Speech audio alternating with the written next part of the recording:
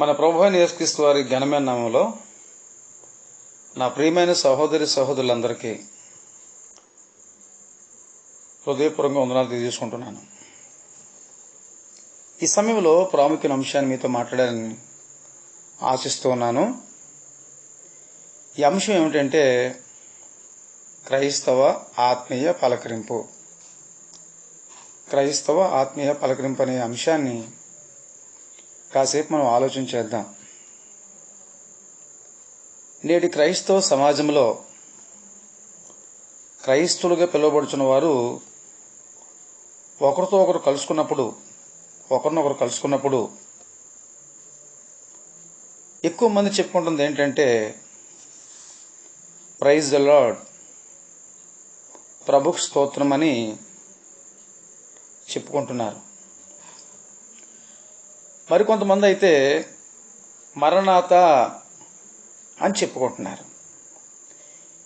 మరికొంతమంది అయితే షాలోం అని చెప్పుకుంటున్నారు. ఇంకొంతమంది అయితే వందనములు అని చెప్పుకుంటున్నారు. ఇలా ఒకరికొకరు చెప్పుకోవడం చూస్తూ ఉంటున్నాం మనం. వాస్తవానికి మన తోటి పరిశుద్ధులను కలుసుకున్నప్పుడు మనం ఏం చెప్పాలో దేవుని గ్రంథంలో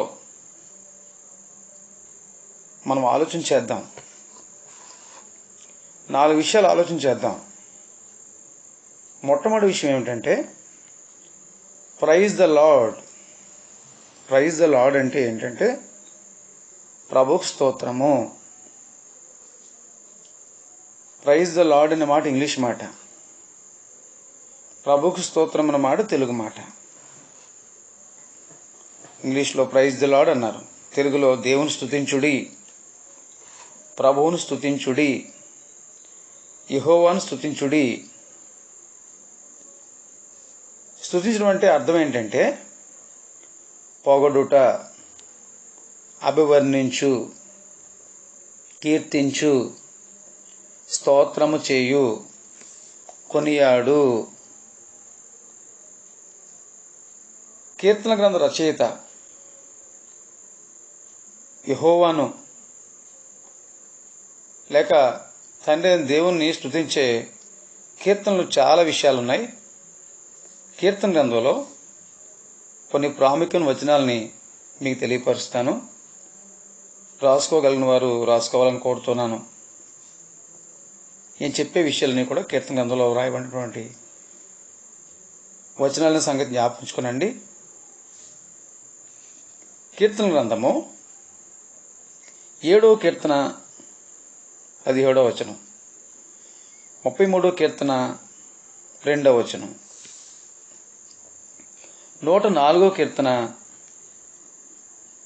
35వ వచనం, 105వ కీర్తన 45వ వచనం, 106వ కీర్తన 1వ వచనం 48వ వచనం, 107వ కీర్తన 1వ వచనం, 111వ కీర్తన 1వ వచనం, 112వ కీర్తన 1వ వచనం, 113వ కీర్తన 1వ వచనం 9వ వచనం, 115వ కీర్తన 18వ వచనం, 116వ కీర్తన 19వ వచనం, 117వ కీర్తన 2వ వచనం, 135వ కీర్తన 1వ వచనం 3వ వచనం 21వ వచనం, 146వ కీర్తన 1వ వచనం 10వ వచనం, 147వ కీర్తన 1వ వచనం 20వ వచనం, 148వ కీర్తన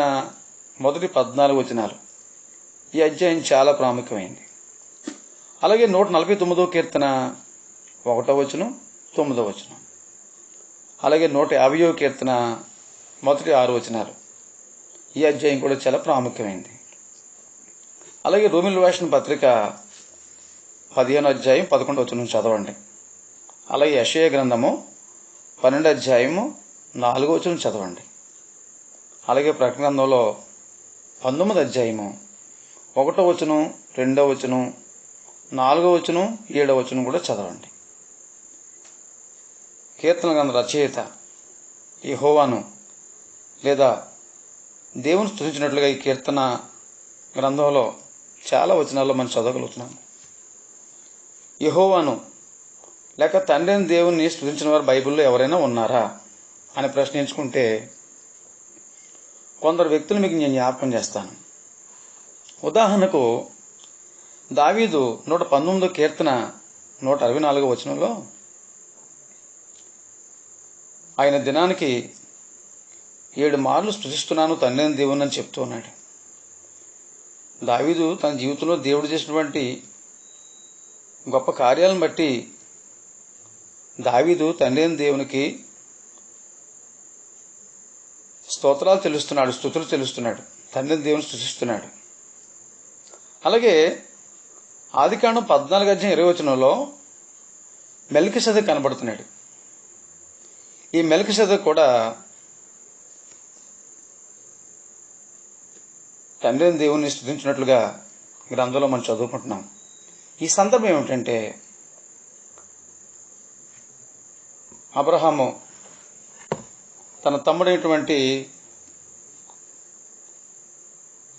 లోతు సొదొమ గుమర పట్టణాల్లో ఉన్నప్పుడు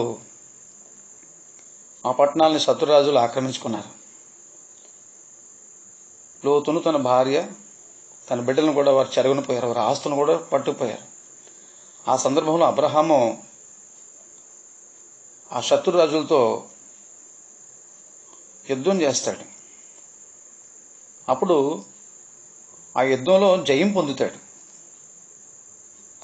అబ్రహాముకు తన శత్రువులను దేవుడు అప్పగించినందుకు దేవుని యాజకుడైనటువంటి మెల్కీసెదెకు తండ్రిని దేవుని స్తుతిస్తున్నాడు అనే విషయానికి మనం జ్ఞాపకించుకోవాలి. అలాగే అబ్రహాం యొక్క పెద్ద దాసునైనటువంటి ఎలియాజరు కూడా తండ్రిని దేవుని స్తుతిస్తున్నాడు. 24వ అధ్యాయము ఆదికాండము 26వ వచనం 27వ వచనం చదవండి. ఇక్కడ ఎలియాజరు అబ్రహాము కుమారుడైనటువంటి ఇస్సాకు కొరకు భార్యను తీసుకుని రావడానికి ప్రార్థనాపూర్వకంగా వెళ్ళాడు. ప్రార్థనాపూర్వకంగానే రిబ్కానే ఒక చక్కని అమ్మాయిని అతడు ఏర్పాటు చేసుకుంటాడు. దేవుడు తన దూత నంపి ఎలియాజరు ప్రయాణాన్ని సఫలం చేశాడు అనే విషయాన్ని మనం గ్రంథంలో చదువుకుంటున్నాం. దేవుడు తన దూత నంపి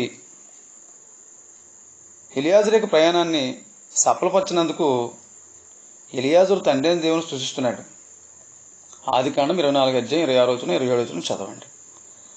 అలాగే యాకోబు భార్య అయినటువంటి లేయా కూడా తండ్రి అయిన దేవుని స్తుతిస్తూ ఉంది. ఆదికాండము 29వ అధ్యాయము 35వ వచనం మనం చదువుకుందాం.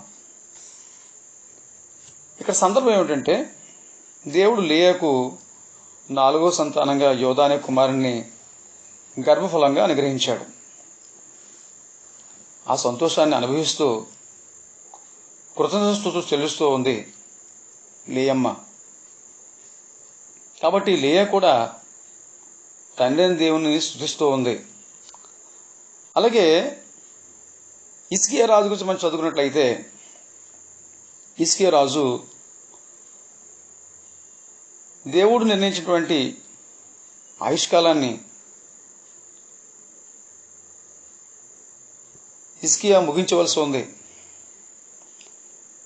హిజ్కియా మరణించే సమయం దగ్గర పడింది. హిజ్కియా చనిపోతాడనే వర్తమానాన్ని దేవుడు తన ప్రవక్త ద్వారా సందేశాన్ని ఇచ్చాడు. అప్పుడు హిజ్కియా కన్నీటితో ప్రార్థిస్తాడు. అతడు ప్రార్థించినందుకు దేవుడు అతను కనికరించి తనకు మరలా 15 సంవత్సరాల ఆయుష్కాలం ఇచ్చాడు. దేవుడు తన జీవితంలో 15 సంవత్సరాల ఆయుష్కాలం ఇచ్చినందుకు హిజ్కియా అనే రాజు తండ్రి అయిన దేవుని స్తుతిస్తున్నాడు. యెషయా గ్రంథము 38వ అధ్యాయము 1వ వచనం నుండి 20వ వచనం వరకు మీరు చదవండి. అలాగే దానియేలు గురించి మనం చదువుకున్నట్లయితే రాజు నెబుకద్నెజరుకు కల వచ్చింది.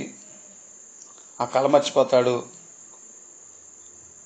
కల భావం ఏంటో తనకు తెలియదు. బబులోను దేశం వాడి జ్ఞానులందరినీ కూడా ఆ కళ గురించి చెప్పమంటాడు. ఆ కళ ఏంటో, తనకన్నా కళ ఏంటో, ఆ కళ భావం ఏంటో చెప్పమంటాడు. చంపకపోతే చంపుతానంటాడు. ఆ పరిస్థితుల్లో బబులోనటువంటి జ్ఞానులందరిలో కూడా దానియేలు కూడా ఒక్కడుగా ఉన్నాడు. అప్పుడు దానియేలు దేవునికి ప్రార్థన చేశాడు. మహాదేవుడు దానియేలుకి దర్శనాన్ని ఇచ్చాడు. దేవుడు దర్శనం చేత రాజు యొక్క ఆ కళ మర్మాన్ని దేవుడు బయలుపరిచాడు. ఆ కళ ఏంటో, ఆ కళ భావం ఏమిటో తండ్రి అయిన దేవుడు దర్శనం ద్వారా ఆ కళ యొక్క మర్మాన్ని బయలుపరిచినందుకు దానియేలు కూడా తండ్రి అయిన దేవునికి స్తోత్రాలు స్తుతులు చెల్లిస్తున్నాడు.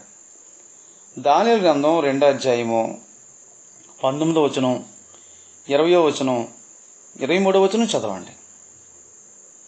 తర్వాత 6వ అధ్యాయం 10వ వచనం కూడా మనం చదువుకున్నట్లయితే దానియేలు రోజుకి 3 సార్లు తండ్రి అయిన దేవుణ్ణి స్తుతిస్తూ ఉన్నట్లుగా గ్రంథం చెప్తుంది.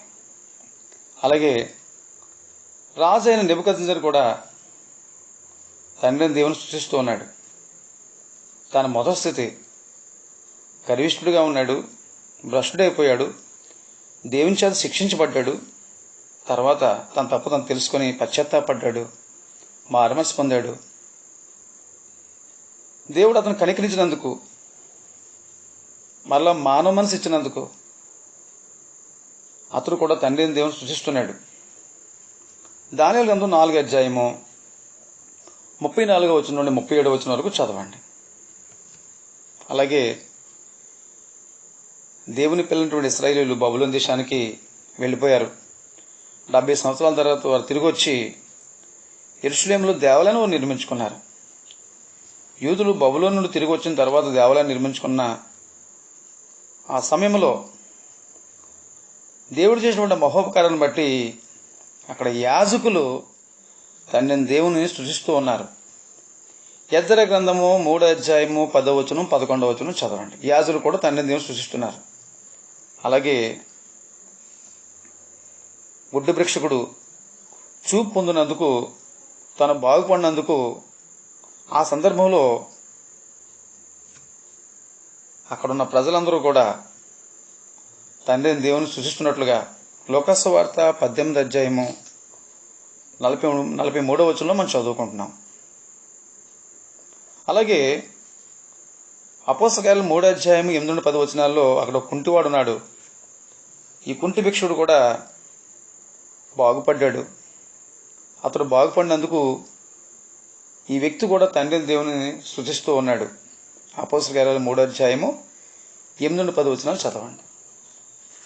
నేను చెప్పిన సందర్భాల్లో దావీదు ఉన్నాడు, మెల్కీసెదెకు ఉన్నాడు, ఎలియాజరు ఉన్నాడు, లేయా ఉంది, హిజ్కియా ఉన్నాడు, దానియేలు ఉన్నాడు, నెబుకద్నెజరు ఉన్నాడు, అలాగే యాజకులు ఉన్నారు, ప్రజలు ఉన్నారు, కుంటివాడు ఉన్నాడు. వీళ్ళందరూ కూడా తండ్రి అయిన దేవుని స్తుతించారు, యెహోవా దేవుని స్తుతించారు. కాబట్టి సహోదరి సహోదరులారా, ఇరువురు కలుసుకొని ఒకరికొకరు ప్రైజ్ ద లార్డ్ అని అనుకున్నట్టు వలన తండ్రి అయిన దేవుని స్తుతించే కార్యక్రమం జరగదు అనే విషయాన్ని మనం గమనించాలి. తండ్రి అయిన దేవుని మనం పొగడాలంటే, అభివర్ణించాలంటే, కీర్తించాలంటే, స్తోత్రం చేయాలంటే, ఆయన కొనియాడాలంటే ప్రైజ్ ద లార్డ్ అని చెప్పుకోవడం వల్ల అది జరిగే పని కాదు. మన తోటి పరిశుద్ధులను కలుసుకున్నప్పుడు ప్రైజ్ ద లార్డ్ అని సంబోధించాలని, అలా చెప్పుకోవాలని బైబిల్ సెలవట్లేదనే సంగతి మనం జ్ఞాపకం ఉంచుకుందాం. ఇక రెండో విషయం ఏంటంటే మరణాత. మరికొంతమంది మరణాత అని చెప్పుకుంటున్నారు. ఇంగ్లీష్లో మరణాత అంటారు. తెలుగులో 3 అర్థాలు ఉన్నాయి. ఏంటంటే ప్రభువు వచ్చుచున్నాడు, ప్రభువా రమ్ము, ప్రభు వచ్చి ఉన్నాడు. మరన్ ఆత. పరిశుద్ధ గ్రంథం అంతట్లో కూడా మరణాత అనే పదమును ఒక్క చోట మాత్రమే మనం చూడగలం. అది ఎక్కడంటే కొరింథీయులకు రాసిన మొదటి పత్రిక 16 అధ్యాయము 22వ వచనం చదవండి. ఇక్కడ సందర్భం ఏమిటి అని ఆలోచించాలి మనం. ప్రభువును ప్రేమింపక లోకము అందులో వాటిని ప్రేమించే వారికి పౌలు గారు హెచ్చరిక చేయుచున్నారు.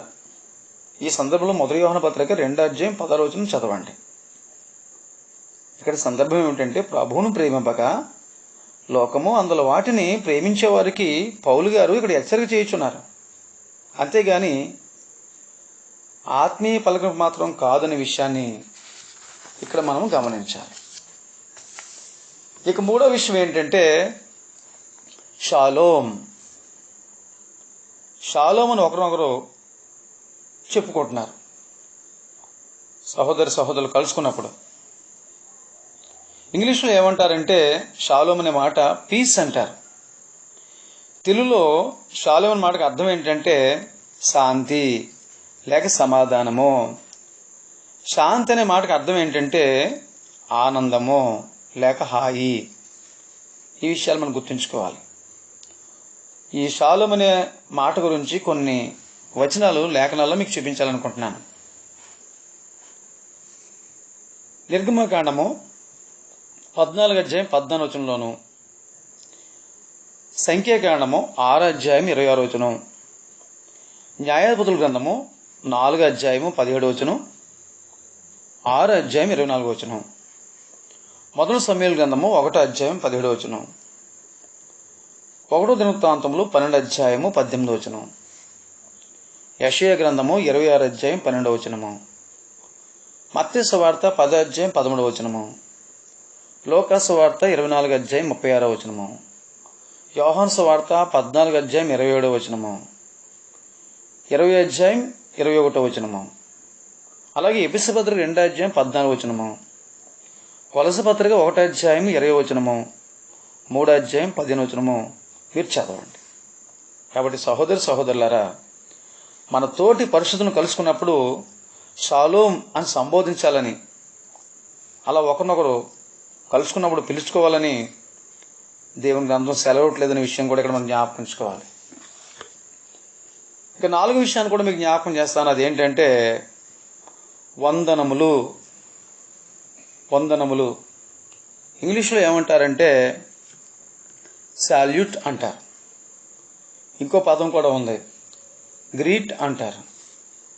తెలుగులో అర్థం ఏంటంటే వందనము లేదా శుభము.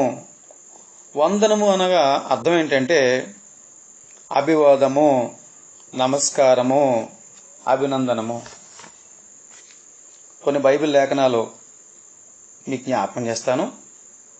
ఆదికాండం 42వ అధ్యాయం 6వ వచనంలో యోసేపు ప్రధానమంత్రిగా ఉన్నప్పుడు అతని సహోదరులు వచ్చి అతనికి వందనము చేశారు. ప్రైజ్ ది లార్డ్ అని చెప్పలేదు, ప్రభు స్తోత్రం అని చెప్పలేదు, మరణాత అని కూడా చెప్పలేదు, వందనము చేశారు. రెండో విషయం ఏంటంటే నిర్గమకాండము 18వ అధ్యాయము 5 నుండి 7 వచనాలు చదవండి. ఇక్కడ మోషే తన మామయ్య అయిన యిత్రోకి వందనము చేసను అనే మాట మనం చదువుకుంటున్నాం. మోషే కూడా తన మామయ్య అయిన యిత్రోకి వందనం చేశాడు. ప్రైజ్ ది లార్డ్ చెప్పలేదు, ప్రభు స్తోత్రం చెప్పలేదు, మరణాత అని చెప్పలేదు, షాలోమ్ అని చెప్పలేదు, వందనం చేశాడు. అలాగే లూకా సువార్త 1వ అధ్యాయము 40వ వచనం 41వ వచనం చదవండి. క్రీస్తు ప్రభు యొక్క తల్లి అయిన మరియమ్మ వచ్చి ఎలిజబెత్కు వందనము చేసెను అనే మాట మనం గ్రంథంలో చదువుకుంటున్నాం. ప్రైజ్ ది లార్డ్ అని చెప్పలేదు, ప్రభు స్తోత్రం అని చెప్పలేదు, లేకపోతే షాలోమ్ అని చెప్పలేదు, కానీ వందనం చెప్పింది. పౌలు గారు అనేక మందికి వందనాలు తెలియపరిచారు. కొన్ని ఉదాహరణ మీకు జ్ఞాపకం చేస్తాను. ఒక రోమపత్రిక 16వ అధ్యాయంలో చాలాసార్లు ఆయన వందనాలు చేసినట్లుగా మనం గ్రంథంలో చదువుకుంటున్నాం.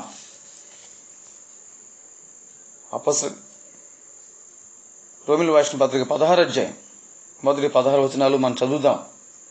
16 అధ్యాయంలో ఉన్నటువంటి వచనాలు నేను చదువుతున్నాను, జాగ్రత్తగానండి. అక్కడ ఎంతమంది ఉన్నారో మీరు లెక్క పెట్టండి. ప్రిస్కిల్లా, పౌలు గారు మాత్రం వ్యక్తిగతంగా చెప్తున్నటువంటి వందనాలు ఇవి. ప్రిస్కిల్లాకు వందనాలు చెప్తున్నారు పౌలు గారు. ఇంకా ఎవరికి చెప్తున్నారు? ప్రిస్కిల్లా, అకుల, వీరిద్దరు భార్యాభర్తలు అని చెప్తే ఇంకేమంటున్నాడు? వారి ఇంట్లో ఉన్న సంఘము, వారి ఇంట్లో ఉన్న సంఘానికి కూడా వందనాలు చెప్తున్నాడు. ప్రిస్కిల్లాకు అకులకు వందనాలు చెప్తున్నాడు, వారి ఇంట్లో ఉన్న సంఘానికి వందనాలు చెప్తున్నాడు. తర్వాత ఎఫైనెటు, తర్వాత మరియా, ఆమె గురించి మంచి మాట చెప్పాడు పౌలు గారు. బహుగా ప్రయాసపడింది అని చెప్తున్నాడు. తర్వాత ఇద్దరు వ్యక్తులు కనబడుతున్నారు. వాళ్ళు ఎవరంటే పౌలు యొక్క తన తోడి ఖైదులు అని చెప్తున్నాడు. అందరూ నీకు యూనియా, తర్వాత అంప్లియతు, ఓర్బాను, స్టాకు, అపెల్లే, అరిస్టోబులు, అతని ఇంటి వారు కూడా వందనాలు చెప్తున్నాడు. తర్వాత హెరోది, తర్వాత యోను, తర్వాత నార్కిస్సు ఇంటి వారు కూడా నీ వందనాలు చెప్తున్నాడు. తర్వాత త్రుపైన, ఆమె గురించి మంచి మాట చెప్పారు పౌలు గారు. ప్రభువునందు ప్రయాసపడు అనే మాట రాస్తున్నాడు. త్రుపైన, తర్వాత త్రుపోస, తర్వాత పెర్సిసు, ప్రియురాలగు అన్నాడు. రూపు అతని తల్లికి, తర్వాత అసుంక్రితు, ఫ్లెగోను, హెర్మే, పత్రోబకు, హెర్మా, ఫిలోలొగు, యూలియా, నేరియా అతని సహోదరికిని, ఒలింపాకు, వారితో కూడా ఉన్న పరిశుద్ధులందరికీ. ఈ విషయాలన్నీ కూడా పౌలు గారు వ్యక్తిగతంగా కొందరికి వందనాలు చెప్తున్నాడు. పౌలు గారు ఎక్కడ మాట్లాడుతున్నప్పుడు, ఎక్కడ మాట్లాడినా సరే ప్రైజ్ ది లార్డ్ అని చెప్పలేదు, ఎవరికి ప్రభు స్తోత్రం అని చెప్పలేదు, షాలోమ్ అని చెప్పలేదు, మరణాత అని చెప్పలేదు, వందనాలు చెప్తున్నాడు. పౌలుతో పాటు కొందరు సహోదరులు ఉన్నారు. వారు కూడా తమ తోటి సహోదరులకు వందనాలు తెలియపరుస్తున్నారు. అందులో ఎవరున్నారంటే తిమోతి, నా జత పనివాడు, తర్వాత లూకియా, యాషోను, సోషీపత్రు, నా బంధువులు అంటున్నాడు. తర్వాత తెర్తి, తర్వాత గాయు, యావత్ సంఘముకు ఆతిథ్యం ఇచ్చు గాయు అంటున్నాడు.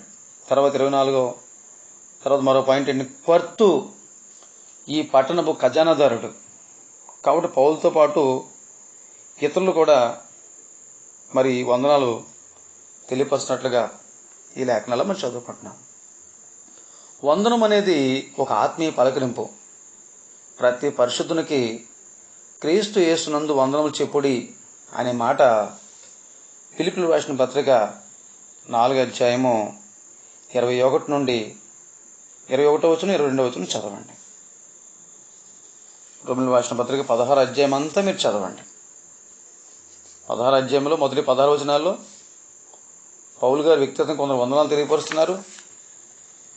అలాగే పౌలుతో పాటు ఉన్నటువంటి ఇతరులు కూడా వందనాలు తెలియపరుస్తున్నట్లుగా 16 అధ్యాయము 21 వచనం నుండి 23 వచనం వరకు మనం చదువుకుంటున్నాం. వందనం అనేది ఒక ఆత్మీయ పలకరింపు. ప్రతి పరిశుద్ధునికి క్రీస్తు యేసునందు వందనము చెప్పుడి. ఫిలిప్పీయులకు రాసిన పత్రిక 4 అధ్యాయం 21 వచనం 22 వచనం మనం చదవాలి. తర్వాత 2 కొరింథీ పత్రిక 13 అధ్యాయం 13 వచనంలో పరిశుద్ధులందరూ మీకు వందనములు చెప్పుచున్నారు అనే మాట మనం చదువుకుంటున్నాం. వందనాలు చెప్తున్నారు పరిశుద్ధులు. కొన్ని వచనాలు మీకు జ్ఞాపకం చేస్తాను. క్రొత్త నిబంధనలో సహోదరులు వారు వందనాలు చెప్పుకున్నారు. కొన్ని రెఫరెన్స్ మీకు జ్ఞాపకం చేస్తాను. కొలస్సీలకు రాసిన పత్రిక 4 అధ్యాయము 10వ వచనం, 11వ వచనం, 14వ వచనం, 15వ వచనం చదవండి.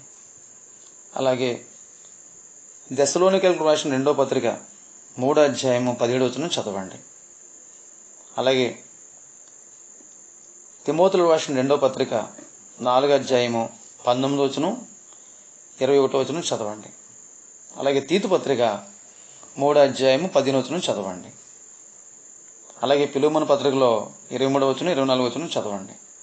హెబ్రీ పత్రిక 13వ అధ్యాయం 24వ వచనము, పేతురు రాసిన మొదటి పత్రిక 5వ అధ్యాయం 13వ వచనము, 3 యోహాను పత్రిక అక్కడ 15వ వచనం. ఈ వచనాలన్నీ మనం జాగ్రత్తగా చదివినట్లయితే వందనం అనేది ఒక ఆత్మీయ పలకరింపుగా కనబడుతూ ఉంది. వారు వందనాలు చెప్పుకున్నారు. ఇక్కడ ఒక విషయాన్ని మనం గమనించాలి. పవిత్రమైన ముద్దుతో వందనాలు చేసుకోండి అనే మాట గ్రంథంలో వ్రాయబడి ఉంది. ముద్దుతో అనగా పరిశుద్ధులైనటువంటి సహోదరుల యొక్క నిజమైన ప్రేమకు ఇది ఒక చిహ్నంగా ఉంది. ముద్దుతో అనే మాటకు అర్థం ఏంటంటే పరిశుద్ధులైన సహోదరుల యొక్క నిజమైన ప్రేమకి ఇది ఒక చిహ్నంగా, ఒక గుర్తుగా ఉంది. యూదుల యొక్క ఆచారం ఏంటంటే వారితోటి సహోదరులకు వారు వందనాలు చెప్తారు. ఎలా చెప్తారంటే వారు వందనాలు చెప్పినప్పుడు పవిత్రమైన ముద్దు పెట్టి వారు వందనాలు చెప్పేవారు. అంటే పవిత్రమైన హృదయంతో వారు ఈ పని చేసేవారు. ముద్దు పెట్టడం అనేది ఇక్కడ అర్థం ఏంటంటే నోటు ముద్దులు పెట్టుకుంటూ కాదు, కానీ మెడ మీద పడి ముద్దు పెట్టుకుంటా అనే మాట ఇక్కడ మనం జ్ఞాపకం ఉంచుకోవాలి. మెడ మీద పడి ముద్దు పెట్టుకునుట లోకా సువార్త 15వ అధ్యాయం 20వ వచనం చదవండి. మెడ మీద పడి వారు ముద్దు పెట్టుకున్నారు. యేసుక్రీస్తు పెట్టిన ముద్దు, యేసుక్రీస్తు వారు ముద్దు పెట్టాడు. అది దొంగ ముద్దు, అది కపటం ముద్దు, అది పవిత్రమైన ముద్దు కాదు. కాబట్టి వారు పవిత్రమైన ముద్దు పెట్టుకున్నారు. అది యూదుల యొక్క పద్ధతి ఏంటంటే వారు మెడ మీద పడి ముద్దు పెట్టుకుంటారు. అంతేగాని నోటు ముద్దులు పెట్టుకుంటాం అనే మాట ఇక్కడ కాదనే విషయాన్ని మనం గమనించాలి. అలాగే వారు షేక్ హ్యాండ్ ఒకరి చేతిని మరో చేతికి ఇస్తుంటారు. వారు కుడి చేతిని ఇస్తుంటారు. ఆ పద్ధతి కూడా యూదుల యొక్క పద్ధతి అనే విషయం మనం గమనించాలి. గలతీ పత్రిక 2వ అధ్యాయం 9వ వచనంలో మరి పౌలుకి కుడి చేతిని ఇచ్చుట అనే మాట మనం చదువుకుంటున్నాం. కుడి చేతిని ఇచ్చుట, షేక్ హ్యాండ్. కాబట్టి ఈ పవిత్రమైన ముద్దు గురించి గ్రంథంలో ఉన్నటువంటి వచనాలు కూడా మీకు జ్ఞాపకం చేస్తాను.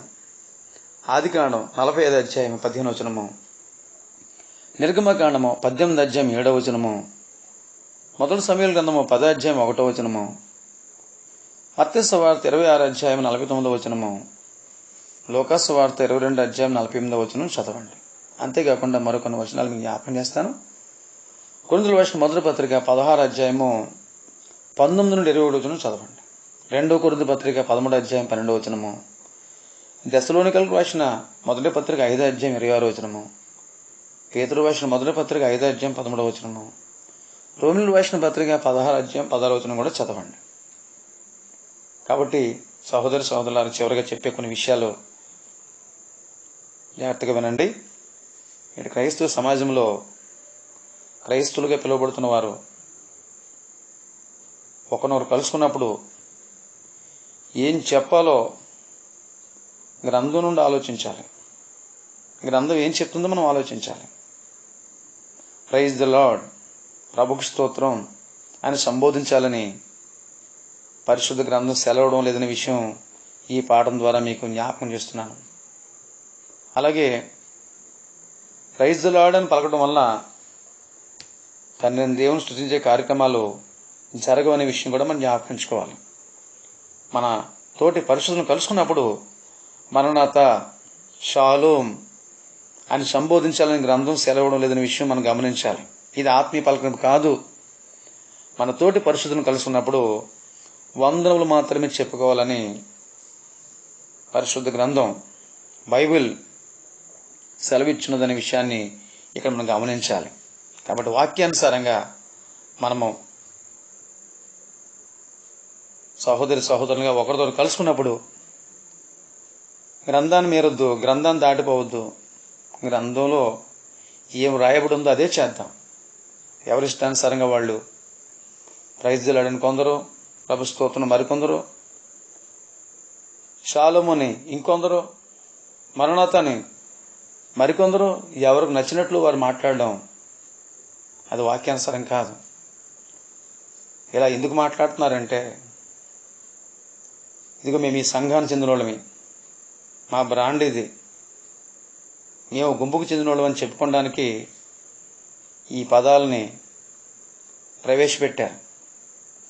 బైబిల్లో ఏముందో అలాగే మనం ఒకరినొకరు కలుసుకున్నప్పుడు మనం చెప్పుకోవాలి. కానీ బైబిల్లో లేని విధంగా మనం మాట్లాడడం వాక్యాన్ని కలపడం తీసేయడం అన్నట్లుగా అవుతుందనే విషయం మనం గమనించాలి.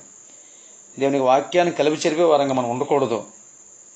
కాబట్టి ఇంతవరకు మీరు ఓపికగా ఈ వాక్యం విన్నందుకు మీకు కృతజ్ఞతలు తెలియజేసుకుంటున్నాను. ఈ పాఠాలు మీకు నచ్చుతున్నట్లయితే దయచేసి సబ్స్క్రైబ్ చేయవలసిందిగా ప్రేమపూర్వకంగా కోరుచున్నాను. భవిష్యత్తులో ఇంకా మంచి పాఠాలు పెట్టాలని ఆశిస్తున్నాను. ఇంతవరకు ఓపికగా విన్నది మరొకసారి మీ కృతజ్ఞతలు. Thank you. వందనాలు.